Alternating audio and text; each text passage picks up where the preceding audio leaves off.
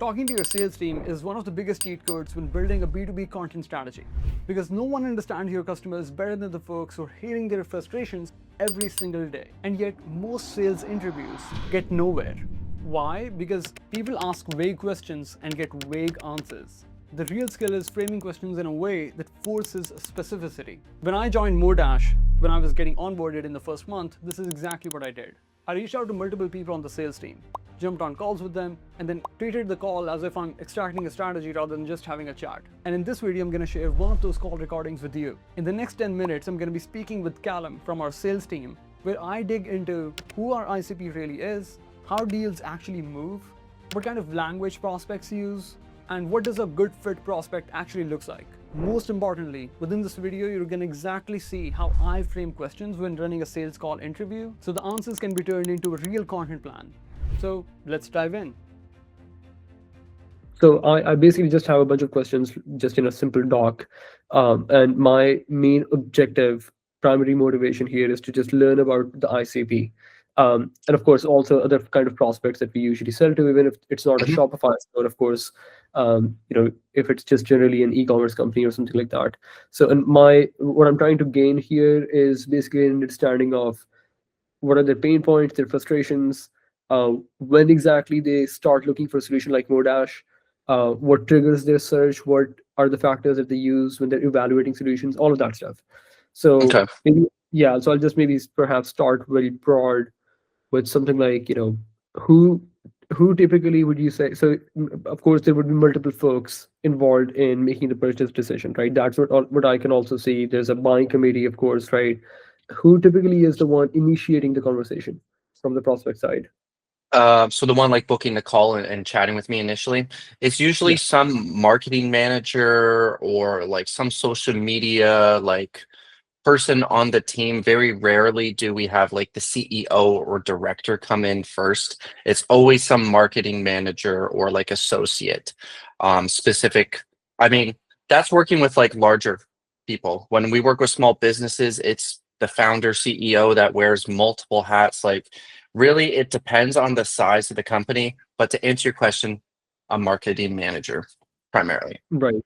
And would you say the same is true for, maybe if I was to be more specific and say the kind of companies that we want to work with, right? The kind of companies where we provide the best value, where we just know it's going to be a yes most of the times. Would a marketing manager be the one usually in charge of just like running the show? Okay, Yeah. makes sense. What is usually their, before Modash sort of a setup? As in, what are they working with, normally speaking, as an alternative solution? I'm hearing a lot of spreadsheets, right? Like, Yeah. a spreadsheet or something like that. But yeah, any other insights around this? Yeah, typically the people that I work with that aren't using another platform are doing things manually. So when it comes to discovery, they're literally scrolling through Instagram and TikTok all day. Then they Uh, throw them in like an Excel sheet or like a Google sheet, something along those lines. And then they're doing outreach through DMs, and there's a lot of like manual processes that take so much of their time to do. And that is typically why they're like, hey, we're doing this, but we need to scale up and we just don't have the bandwidth. It's either hire more people or find a platform to make it easier. And they'll always go with the latter, right? yeah, makes sense. So it sounds like efficiency is one thing, and like they're trying Yes. to do more and they want to get on a bigger scale. And of course, they simply cannot do that while managing everything manually in a spreadsheet. 100%. As well as like there's a huge focus on partnering with legitimate and the right creators these days.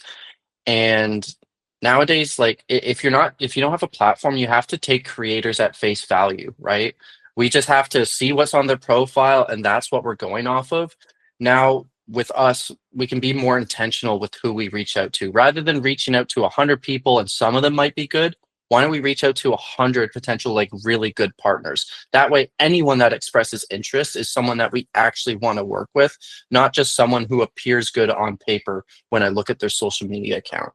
So it's always Makes just sense. like being more efficient with like and intentional with where we're actually spending our money. Right. And it sounds like Modash is like we have those capabilities exactly, right? And then discovery function, we can help you find the exact kind of influencers you should be working with. We have AI search, all of those different capabilities, which is awesome. Um, So, but typically, is there some sort of a trigger behind it? As in, like, hey, we have this product launch coming up, and that is why now we've started looking for a solution like this. As in, maybe why now would be the question, perhaps. Why now? It's always a difficult one. Sometimes it's a new product launch. Sometimes it's a new initiative. Most of the time, though, it's just these marketing managers realizing that there's a way easier way to do what they're already doing, right? Mm, That they're spending so much time on it. And influencer marketing is only like one piece of the pie, but they're spending way more time on that than they actually need to. So they're usually looking for a process to, be more efficient, automate a lot of some of the steps in that process there. Um, so it really like kind of depends. I would say mm. like product launch, new initiative, like, hey, this is a new focus for us, like we're just starting, or they were already doing it and just need something that, takes less off their plate so that they can focus on the other tasks they have. You mentioned most of the times they find value in finding the right kind of influencers, right? The right kind of partners, and authenticity, perhaps, and many other things would be valued by them, right?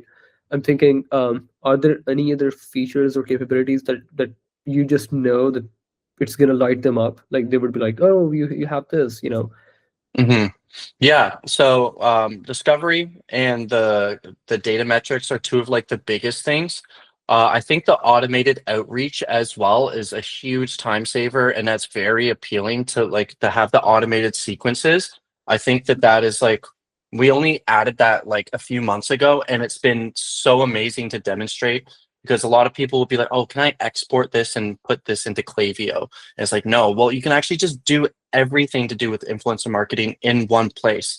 That way we have a focused platform specific for influencer marketing. The last piece, which is usually like another aha moment, is the campaign content tracking. So telling us how our campaign actually performed. And then we can also see how these creators performed on an individual level, because I always stress that, you know, influencer marketing is not supposed to be transactional. Like I work with Callum, awesome. He did the content, goodbye. I want to I want to continue working with people that are performing well. And now being able to make data informed decisions with our campaign reporting is absolutely massive. Lastly, I think the fact that we track and store all of the content posted within their campaign is huge. That is one of the holy crap moments, is when these brands are working with influencers across the world, right? If someone posts a story, you have 24 hours to catch that story. Otherwise, it's gone. With Modash, now we can go back months ago and see what stories were posted about us. That is usually like kind of one of those like take my money now like kind of moments there. And and, So when you say like tracking the stories, for example, that they, or maybe anything else where they've mentioned the brand, would the objective be to find the folks who have organically talked about the company anyways, and now perhaps building a partnership would make sense? not so much like a social listening piece. It's more so like who's posted, right? Like that we're partnered with has posted about us as part of this campaign, and being able to go to the content tab in the campaign section and see everything.